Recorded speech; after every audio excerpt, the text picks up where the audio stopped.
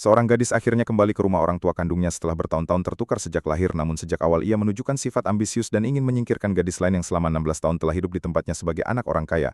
Sementara dirinya harus menjalani kehidupan miskin di desa, gadis licik itu menikmati kemewahan yang seharusnya miliknya. Hari pertama di rumah, gadis itu langsung mengincar kamar terbesar dan termewah milik gadis licik, tapi ibunya menolak dan bahkan memarahinya.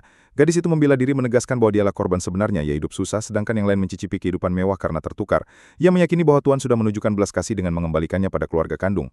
Namun masalahnya orang tua kandungnya juga sudah terikat batin dengan gadis licik. Menyadari hal ini, ia tahu harus tampil lebih kuat. Perlahan ia menekan ayahnya hingga luluh. Hanya dalam beberapa jam bukan hanya kamar mewah itu ia dapatkan, tapi juga furniturnya diganti baru. Sang ibu bahkan mengeluarkan gelang pusaka keluarga untuk diberikan pada gadis licik. Dengan berpura-pura gadis licik menyarankan agar gelang itu diberikan pada gadis asli. Gadis itu pun segera mengambilnya dan mengenakannya dengan bangga, menyebutnya sebagai perhiasan pertamanya. Ayahnya terharu dan berjanji akan menebus semua penderitaannya. Dia bisa membeli pakaian maupun perhiasan sebanyak yang diinginkan. Saat itulah gadis itu berkata bahwa hanya ayah satu-satunya keluarganya sebab ibu dan kakaknya lebih berpihak pada gadis licik. Ayah merasa bangga karena menjadi satu-satunya sandaran putrinya, tanpa sadar bahwa sebenarnya ia memegang seluruh kekuasaan di rumah dan rencana utama sang gadis adalah memenangkan kepercayaannya. Keesokan harinya ayah mengatur agar kedua gadis berangkat sekolah bersama. Gadis licik berjanji akan menjaga, tetapi begitu tiba di sekolah ia justru memperlakukan gadis asli seperti pembantu di depan teman-temannya. Ia merasa bisa mengendalikannya dengan status dan koneksi yang dimiliki. Namun gadis asli tidak tinggal diam. Ia naik ke panggung dan mengumumkan kebenaran bahwa dirinya adalah putri kandung keluarga itu, sementara gadis licik hanyalah korban pertukaran oleh perawat. Sontak semua murid bergumam dan membicarakan hal itu. Saat kembali ke bangku, ia mendapati mejanya penuh sampah, jelas ulah gadis licik. Ia pun membalikan meja hingga guru memberi peringatan keras bahwa siapapun yang membawa sampah akan dihukum.